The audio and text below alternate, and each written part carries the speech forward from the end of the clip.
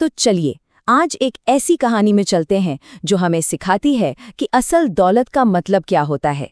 ये कहानी एक बहुत ही आम लकड़हारे की है, जिसके सामने एक ऐसा मुश्किल फैसला आता है जो उसकी पूरी दुनिया बदल सकता है। आइए इस कहानी की परतों को एक एक करके खोलते हैं।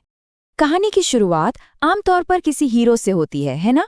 लेकिन यहाँ ऐसा नहीं है। हमारी कहानी शुरू होती है अर्जुन से, एक ऐसा इंसान जो अपनी जिंदगी से पूरी तरह हार मान चुका है। वो गरीबी और निराशा के एक ऐसे अंधेरे में फंसा है जहाँ से उसे निकलने का कोई भी रास्ता नजर नहीं आ रहा। तो सबसे पहले आइए देखते हैं अर्जुन की दुनिया, उसकी साधारण दुनिया जो असल में देखा जाए तो बिल्कुल भी साधारण नहीं थी। देखिए अर्जुन की जिंदगी, मतलब सुबह से शाम तक सिर्फ मेहनत और संघर्ष, लेकिन इतनी मुश्किलों के बावजूद उसकी सारी उम्मीद, सारी हिम्मत सिर्फ एक चीज से जुड़ी है, उसका बेटा किशन। वो बस ये चाहता है कि उसका बेटा एक बेहतर जिंदगी जिए, एक ऐसी जिंदगी जिस पर गरीबी का साया कभी ना पड़े। और यहीं पर कहानी एक बहुत ही ज़रूरी चीज़ करती है। वो दो बिल्कुल अलग किरदारों को आमने सामने रखती है।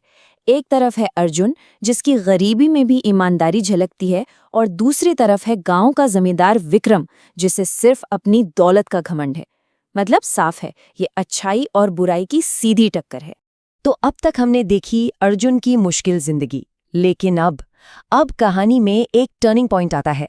अर्जुन की जिंदगी में कुछ ऐसा होता है जो उसकी किस्मत को हमेशा हमेशा के लिए बदलने वाला था। और ये सब शुरू होता है एक बहुत ही छोटे से नेक काम से।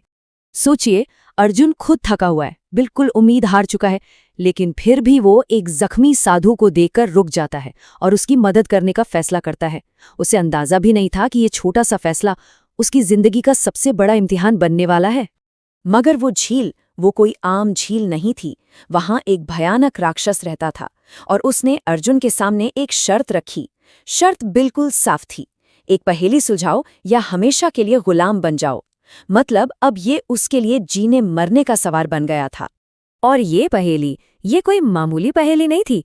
ये उसकी ताकत का टेस्ट नहीं था, बल्कि उसके अंदर की समझ, उसकी आत्मा का इम्तिहान था। हर सवाल अर्जुन को और गहराई से सोचने पर मजबूर कर रहा था। और तब उस अंधेरे में अर्जुन को जवाब मिलता है। और जवाब क्या था? आशा, होप। सोचने वाली बात है, वही चीज जिसे वो अपनी मुश्किलों में लगभग खो ही बैठा था, वही उसकी जान बचाती है। तो इम्तिहान पास करने का इनाम भी बहुत खास था, एक जादुई हिरण। साधु ने कहा कि ये हिरण उसकी किस्मत बदल देगा।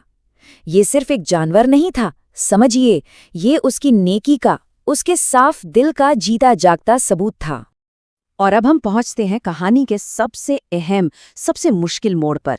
यहाँ अर्जुन की ईमानदारी की असली परीक्षा होनी थी। सबसे पहले तो वही जमींदार विक्रम, उसने हिरण को खरीदने की कोशिश की, पैसों का लालच दिया, लेकिन अर्जुन का जवाब बिल्कुल साफ था, ये बेकाऊ नहीं है, ये मेरा विश्वास है, मेरी आत्मा है। पर कहानी में एक और पहलू था। राज्य की राजकुमारी जो एक अजीब बीमारी से मर रही थी, और उसको बचाने का इलाज वो सिर्फ अर्जुन के हिरण से ही मिल सकता था। तो अब राजा ने अर्जुन को बुलाया, और लालच की हद देखिए, पहले पैसा, फिर एक शाही महल, और आखिर में आधा राज्य। मतलब अर्जुन पर हिरण को छोड़ने का दबाव बढ़ता ही जा रहा था।